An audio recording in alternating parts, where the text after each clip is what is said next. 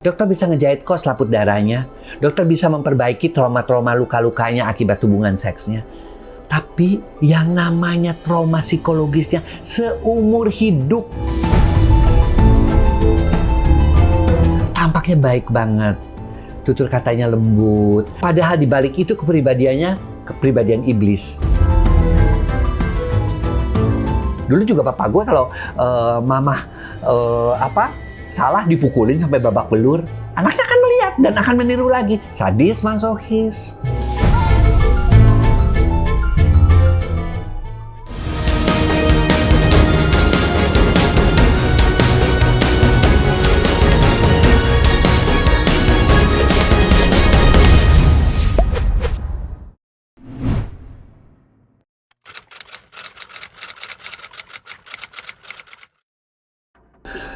Melihat kasus ini secara prihatin dan sedih.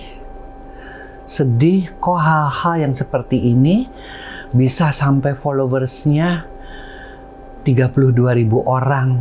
Apa mereka orang-orang sakit jiwa semua gitu loh. Ya. Dan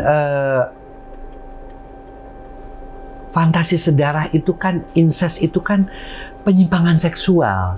Dia sama dengan parafilia, dari bagian daripada penyimpangan seksual, sama dengan pedofilia, sama dengan nekrofilia, menyukai mayat, sama dengan sadis masokis. Kan kelompoknya itu. Kenapa kok hal-hal yang menyimpang itu disukai? Gitu loh. Terlepas dari apakah ingin tahu, apakah apa ya, tapi kan followersnya begitu banyak. Nah, dan kalau sampai itu ditiru, itu kan sangat mengerikan. Iya kan? Apa karena mereka nggak tahu kali ya bahwa hubungan seks sedarah, apakah itu ayah kandung dengan anak perempuan, ibu kandung dengan anak laki-laki, kakak kandung dengan adik kandung, sepupu, paman dengan ponakan, itu kan semua bisa mengakibatkan kecacatan. Nah, ini yang harus tahu nih, bahwa hubungan sedarah itu bisa mengakibatkan anak yang dihasilkannya akan menderita cacat fisik apa saja, albino. Kedua, dwarfism, yaitu artinya kerdil.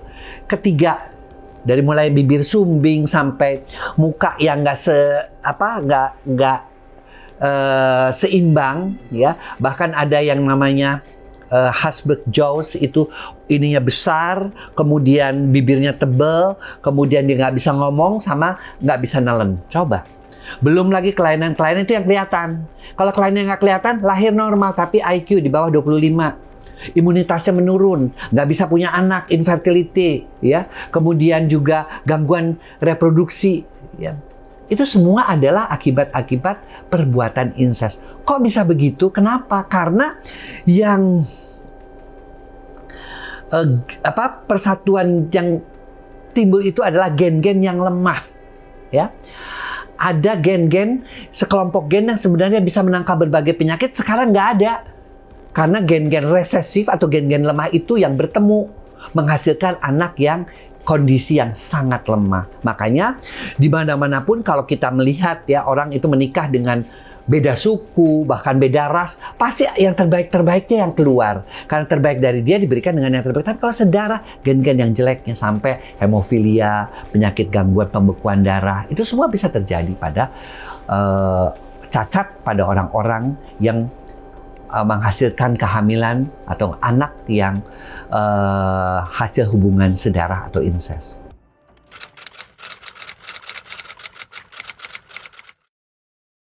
Pemicu perilaku ini kalau kita lihat mereka kita sebut sebagai psikopat. Artinya orang yang memang punya dasar kejiwaan yang cacat ya, yang menyimpang ya. Dari berbagai penelitian kan selalu kalau kita melihat satu ini, kenapa nih kok bisa jadi begini?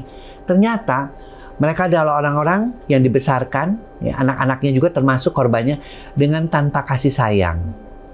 Ya, ketika dia menjadi predator. Mereka yang dibesarkan dan sering dibully.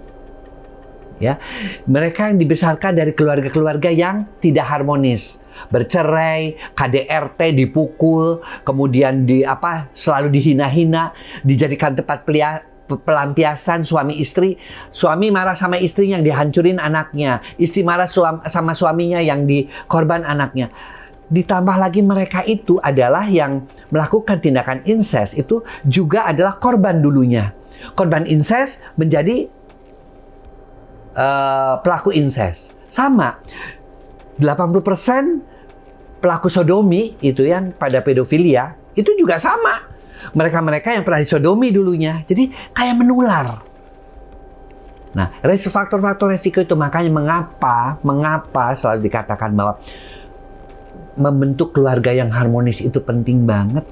Membentuk suami istri yang di dalam kita selalu mendoakan sama rasa kinah mawaddah warohmah, selalu kan kita selalu doakan itu. Tapi kan pada kenyataannya kan dianggap biasa suami memukul istri, ya kan? Sementara anak melihat, nanti dia pengen melakukan juga pemukulan kepada istrinya. Dulu juga bapak gue kalau salah dipukulin sampai babak belur. Anaknya akan melihat dan akan meniru lagi. Sadis, masochis. Ya. Dan di klinik ini, di klinik Pasuti itu kasus-kasus incest ada beberapa. Dalam setahun bisa dapat 10 lebih. Ya. Dan mereka itu biasanya kesini ngapain, Dok? Biasanya kesini adalah mereka mau nikah takut. Karena bingung. Si ibunya datang bawa anaknya. Kok anak saya nggak menikah-nikah ya, Dok ya? Padahal cantik, padahal pinter, kemudian yang naksir juga banyak. Ibunya keluar, besoknya datang anaknya sendiri. Saya diperkosa oleh ayah kandung saya. Saya nggak mungkin ngomong sama ibu saya. Nanti bagaimana keluarga kami, nanti akan hancur, akan malu dan sebagainya. Jadi banyak sekali kasus-kasus adik kandung, kakak kandung pada adik kandung juga ada. Bahkan itu sih saya ini sendiri ya, anak umur 9 tahun, laki-lakinya 10 tahun, perempuannya, adiknya umur 7 tahun, diperkosa. Adik kandung dan untungnya tidak hamil lah, karena mungkin masih, dia juga belum puber ya, tapi ya hubungan sedarah gitu loh. Trauma-trauma itu pada anaknya akan terus seperti itu.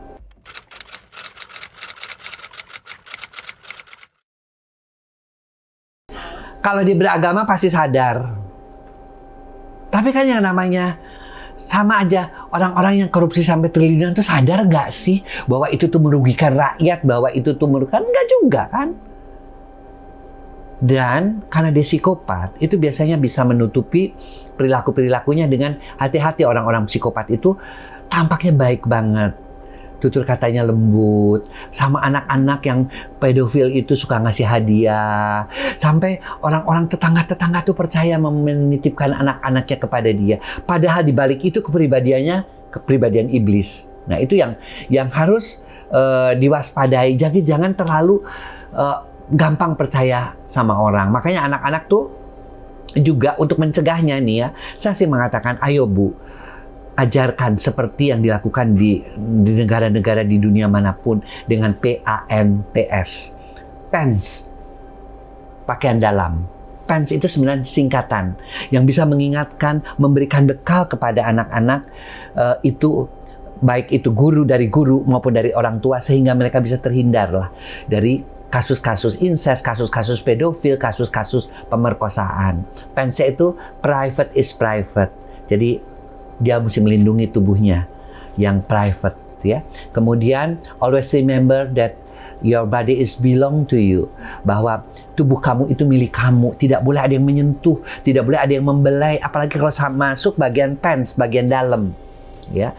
Hanya kalau kamu sakit, itu pun orang tua atau dokter ya. Kemudian N-nya no means no, tidak, apapun alasannya tidak boleh disentuh ya.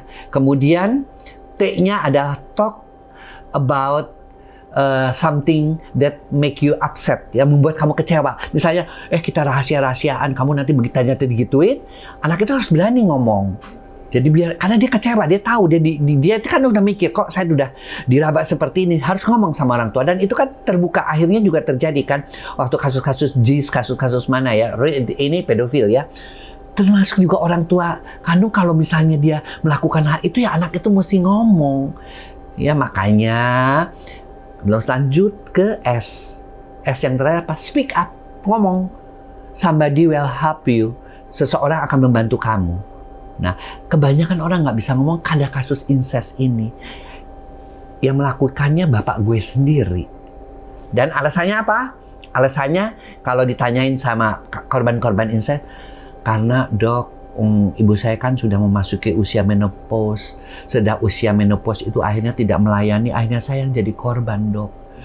Kamu tanya sama papa kamu, ya mama kamu tuh nggak mau melayani saya, jadi saya terpaksa melakukan pada kamu. Jadi kamu tuh anggap aja kamu tuh pengganti mama. Sampai ada yang ngomong begitu di tempat saya. Jadi artinya apa? Wanita-wanita tetap layani suamilah dengan baik. Menopause itu bukanlah suatu akhir dari hubungan seksual. Menopause itu adalah hanya perubahan saja ganda hormon. Dan itu bisa dibantu sekarang. Seperti muda lagi. Bisa. Jangan sampai kasus-kasusnya kayak begini. Ini banyak sekali nih masuk kasus-kasus incest yang konsultasi itu yang seperti itu gitu. Cuman yang saya heran tuh masyarakat tuh baru ributnya sekarang ini kan. Karena ada yang viral. Kalau no viral no justice kan. Sekarang itu istilahnya begitu kan. Tapi dengan adanya kayak gini biar masyarakat sekarang juga mulai tahu bahwa anak-anak yang Anda lahirkan itu tidak aman. Baik itu hanya di dalam lingkungan keluarga maupun di luar apalagi. Jadi punya anak tuh berat banget. Ya, berat banget untuk tetap mendidik dalam nilai-nilai agama dan nilai-nilai yang baik.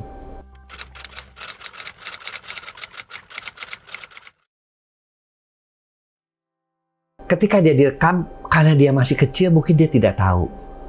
Tapi itu kan jejak digital. Satu saat dia bisa tahu, ya. Nah, kalau kayak gitu, bisa sampai shock, ya. Dan akhirnya bisa menganggap orang-orang laki-laki itu jahat atau perempuan itu jahat sama, ya. Nah, kasus-kasus yang terjadi juga, ya, yang namanya jejak digital tadi itu traumanya adalah trauma psikologis. Jadi saya katakan bahwa ketika anak itu menjadi korban perkosaan, incest, pedofil, dokter bisa ngejahit kok selaput darahnya. Dokter bisa memperbaiki trauma-trauma luka-lukanya akibat hubungan seksnya.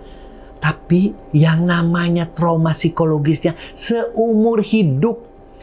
Pasien tuh sampai ngomong begini, saya tuh kerja ngelihat tongkrongan yang kayak ayah saya keluar keringet dingin.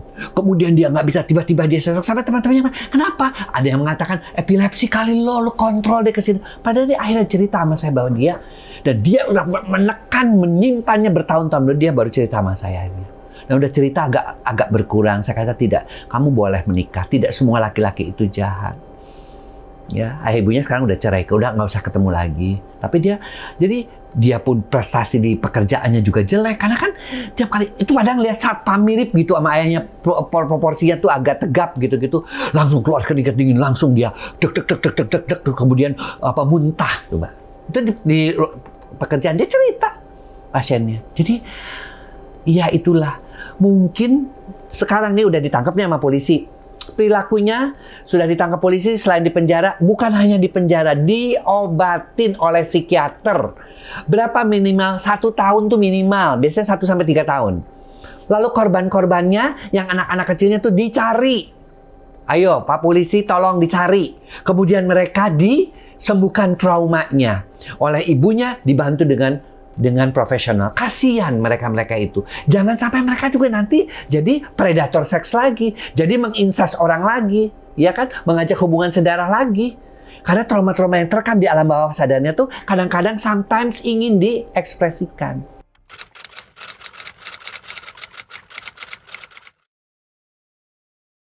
Ciri-ciri tentu incest itu nggak sulit diketahui. Ini kan bertahun-tahun ketika dia mau nikah, karena ibunya memaksa, dia baru cerita. Artinya apa? Dia sembunyikan semua. Karena incest itu kan menyangkut masalah kehormatan keluarga.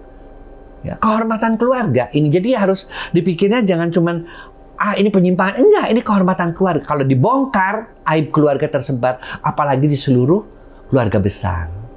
Susah ya. Makanya satu-satunya cara tadi, pendidikan seks disertai dengan pendidikan agama itu adalah yang paling baik. Pendidikan seks siapa yang paling berwenang? Keluarganya, ya orang tuanya ngasih tahu ke anak-anaknya. Ya, dan jangan biarkan ayah tidur dengan anak perempuannya tanpa didampingi ibunya. Sama, ibu tidur dengan anak laki-laki tanpa didampingi ayahnya. Anak laki-laki dan perempuan harus dipisahkan tempat tidurnya kalau sudah berusia di atas 6 tahun ke atas. ya. Dan tidak boleh misalnya kita ngundang paman nih kehujanan nih, mau ini mumpung ada di keluarga tidur disamain sama anak-anaknya. No. Ya kita bukannya kita kejam ya terhadap ini, tapi harus juga kita berpikir bahwa yang terburuk apa sih? Gitu loh. Ngapain sih kita mesti mikir-mikir tuh, orang dia mah baik-baik aja, orang dia mah orang beragama, siapa bilang? Anda kan bisa ngelihat bagaimana tokoh-tokoh agama yang di dalam satu katakanlah pesantren atau gereja atau apapun yang melakukan pelecehan seksual di Garut, di mana kan kita begitu banyak. Kedoknya apa? Seorang yang sangat-sangat baik, seorang yang pintar berdakwah, seorang sangat dihormati, dan selalu kaget, masa sih dia tuh orangnya baik, ya Allah, astagfirullah, cuma bisa begitu masyarakat. Itulah ciri-ciri psikopat.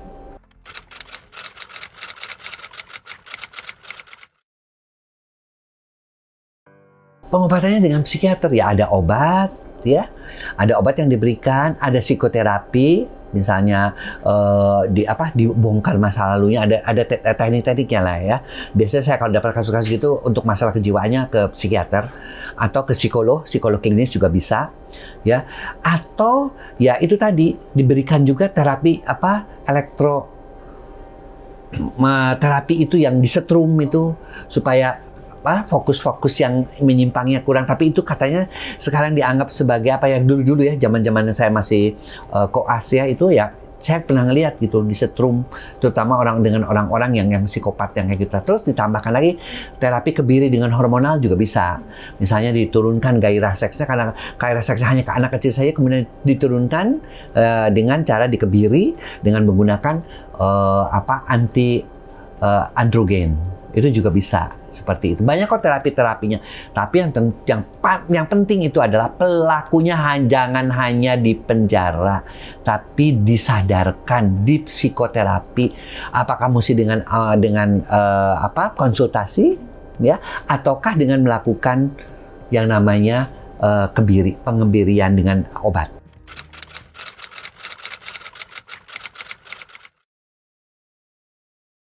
Private is private. Kemudian always remember that your body is belong to you. Ya, kemudian no means no. Kemudian yang satu lagi adalah talk about something that make you upset. Ya, kemudian satu lagi adalah speak up. Somebody will help you. Itu tuh harus merupakan satu kesatuan dan harus diberikan bukan hanya orang tua ya. Mungkin guru-guru PAUD, guru-guru TK, guru-guru SD pun harus menguasai ini. Sebagai guru BP misalnya, memberikan hal-hal yang seperti ini supaya anak-anak itu terlindung gitu loh. Anak-anak kita tuh rentan banget karena mereka tidak mempunyai pengetahuan, dan setiap orang memeluk, menciumnya tuh dipikirnya kan kayak papa karena sayang, ya kan, padahal sayangnya kan lain dalam tanda kutip. Kemudian yang keempat ya, saya selalu mengatakan jangan taruh nama kalau lagi di TK.